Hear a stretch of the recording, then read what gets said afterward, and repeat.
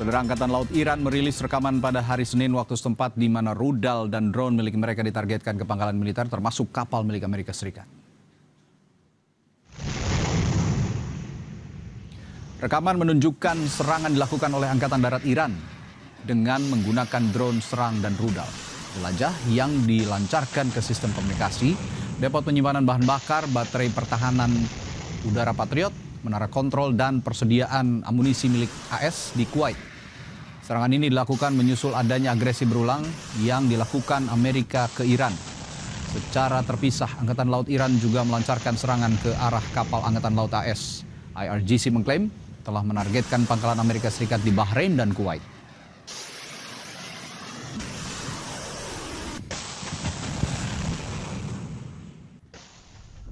Sementara itu, juru bicara Markas Besar Pusat Iran di Khatam Al-Anbiya Ibrahim Zolfagari mengatakan Teheran tidak akan mengizinkan Washington ikut campur dalam pengelolaan Selat Hormuz. Ia menambahkan, tentara Iran akan menghadapi setiap gangguan atau ketidaknyamanan terhadap transit kapal komersial dan kapal tanker minyak yang disebabkan oleh tentara Amerika yang agresif. Pernyataan ini dikeluarkan IRGC usai Donald Trump menulis di Truth Social bahwa Amerika Serikat akan mengambil alih jalur air strategis tersebut.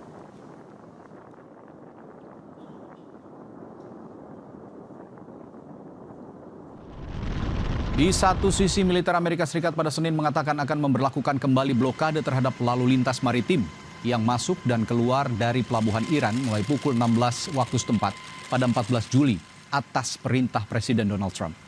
Rekaman yang dirilis oleh Komando Pusat Amerika Serikat CENTCOM menunjukkan kapal perang Angkatan Laut Amerika Serikat, pesawat militer dan helikopter yang beroperasi di Timur Tengah. CENTCOM menyatakan akan memberlakukan blokade terhadap kapal-kapal yang berlayar ke atas dari pelabuhan dan wilayah pesisir Iran. Sementara Amerika mengizinkan pelayaran komersial lainnya untuk terus berlayar melalui perairan regional selama tak melanggar aturan blokade.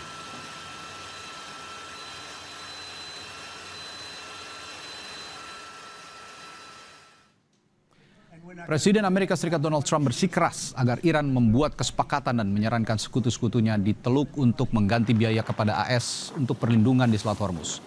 Sebelumnya Trump menyarankan Amerika menjadi penjaga Selat Hormuz dan dapat mengenakan biaya 20% pada semua kargo yang dikirim. Adapun penggantian biaya itu ditujukan ke Arab Saudi, Uni Emirat Arab, Qatar, Bahrain, dan Kuwait. Reimbursed because we're protecting a very rich portion of the world. We're spending money. And so what we've done is we are going to be reimbursed for protection. We're protecting by the countries that we're helping. For instance, you look at the 5 countries. You have Saudi Arabia, you have UAE, you have Qatar, or Qatar as I always say, you have Qatar, Bahrain, and by the way, you have others. You have Kuwait and you have others, and they will do very well. But we think it's appropriate that we don't need them. You know, we have more oil than any other country in the world. When you add Venezuela, which has been amazing, which has tremendous amounts of oil that we control, when you add Venezuela and everything else, we have more than 50% of the world's supply. We don't need it, but we need it from the standpoint of protecting allies, etc., etc. Saudara, Trump kenakan pajak bagi kapal komersil yang akan melintas di Selat Hormuz sebesar 20%. Tak hanya itu, Trump juga meminta uang pengganti pengamanan di Selat Hormuz kepada negara-negara Teluk. Sementara Iran meminta Amerika Serikat untuk tidak ikut campur dalam pengelolaan Selat Hormuz. Lalu taktik apa yang tengah diambil Amerika dan disiapkan Iran untuk pertaruhan yang kembali memanas selama 2 pekan terakhir? Untuk membahasnya, kita sudah bergabung dengan pengamat Timur Tengah, BRIN, Nostalgiawan Wahyudi, melalui sambungan virtual. Selamat malam, Mas Wawan. Selamat malam. Ya, Mas Wawan, pajak 20% katanya bagi kapal komersil di Selat Hormuz. Ini ada angka yang sangat besar sebenarnya. Lalu seberapa drastis lonjakan harga minyak dunia yang akan kita rasakan dalam waktu dekat kira-kira? Yang jelas tidak akan kembali ke harga normal kalau seperti itu.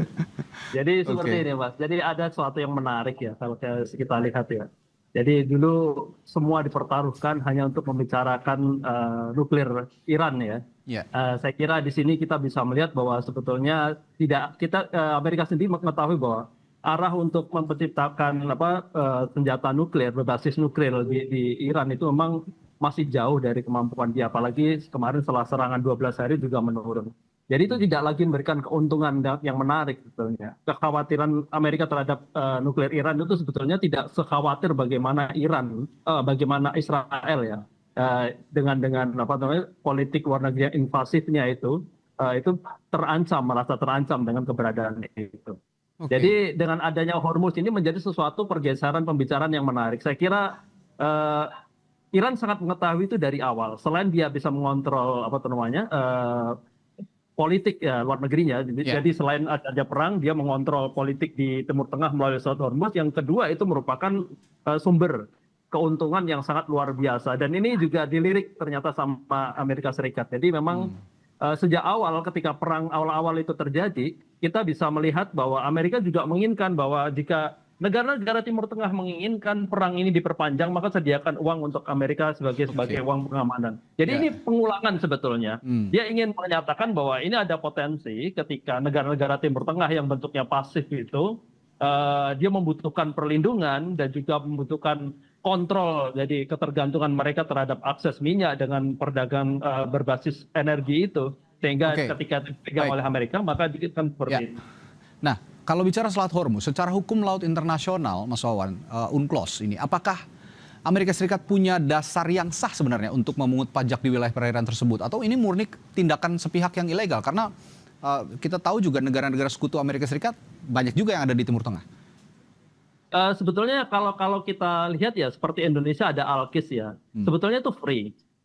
Harusnya free, dalam hukum UNCLOS free. Kalaupun ada misalnya sistem pengamanan, misalnya untuk menertibkan jalur-jalur ini secara administratif, itu kosnya harusnya di bawah 20%. Kalau 20% itu sangat mencekik gitu, juga tidak rasional. Saya kira jika penerapan tarif yang akan dilakukan Iran juga tidak sebesar itu saya kira. Jadi ini lebih pada pengamanan dan juga pengaturan lalu lintas laut yang melalui Selat Hormuz. Dan ini yang sebetulnya yang menjadi satu hal yang tidak rasional, yang saya kira akan bukan hanya Iran, negara-negara secara internasional ketika mendengarkan bahwa dia akan menerapkan tarif 20% dari misalnya total kapital minyak yang diangkut, maka dia semua akan berteriak gitu. Saya kira itu juga akan menaikkan sekitar 20% harga energi dunia di luar perang karena itu benar-benar terjadi dan itu dikuasai oleh Amerika. Ini yang sebetulnya yang kita lihat ya, dari banyak hal seolah-olah Amerika itu menjadi pahlawan untuk penyelamat bahwa Hormuz akan menjadi free. Saya kira tidak seperti itu. Kita bisa melihat bahwa potensi ekonomi itu sepertinya tidak bisa dielakkan. Ya, tadi Anda sudah menyinggung Mas Wawan bahwa Donald Trump kan menuntut uang ganti pengamanan kepada negara-negara yang ada di Teluk. Nah, kira-kira ini apakah tanda berakhirnya era sekutu strategis dan berganti menjadi hubungan nasabah dan penyedia jasa keamanan itu bagaimana? Jadi seperti ini, kita tidak menafikan ya bahwa Amerika sekarang mengalami defisit anggaran ya. Dalam arti kita pengeluaran mereka di bidang keamanan ketika terlibat dalam perang ini menjadi tidak rasional bagi APBN mereka. Dalam arti ketimpangan ini benar-benar terjadi. Bukan hanya itu, Amerika juga memiliki kepentingan untuk memulihkan persediaan misalnya rudal balistik yang kemarin serangan beberapa waktu ini ya, yang sebelumnya mencapai 100 serangan, sekarang 140 itu sudah menguras sebetulnya. Juga sistem pertahanan udara ya, yang lain sudah menguras sistem rudal-rudal Amerika itu sudah lebih dari 50% pada bahkan ini, dan itu membutuhkan selain waktu juga dana yang sangat besar karena kita mengetahui berbeda dengan sistem balistik Iran yang masih memanfaatkan rudal-rudal yang lama, sedangkan yang AS itu sangat berbiaya tinggi. Sangat tinggi, dan ini yang ketimpangan ini yang terjadi secara rasional. Saya kira ketika Amerika ke sana dan dia menyadari bahwa ketika mereka datang ke Hormuz ingin menjadi pahlawan untuk menyelamatkan Hormuz, sebetulnya itu bukan kepentingan langsung Amerika Serikat. Itu karena itu yang menyebabkan mereka rasional mereka untuk mendapatkan tarif itu karena sebetulnya dilindungi sekutu mereka seperti itu, yang kaya-kaya akan minyak kan, itu yang menjadikan keirian. Tapi seolah sepertinya Amerika Serikat ini lupa bahwa negara besar selain Amerika Serikat ada Tiongkok juga dan Rusia. Nah, jangan-jangan nanti kebijakan transaksional Trump ini justru akan menjadi karpet merah bagi Tiongkok dan Rusia untuk menawarkan perlindungan keamanan yang lebih murah bagi negara-negara di Arab. Ini yang menarik sebenarnya masih wait and see. Dua negara ini yang saya sebutkan, Rusia dan Tiongkok, untuk bermanuver di tengah memanasnya terus konflik antara Amerika Serikat dan Iran. Baik, terima kasih perbincangan yang menarik, Mas Nos Nostalgiawan dari BRIN. Kita jumpa lain waktu. Selamat malam. Sampai jumpa, Mas.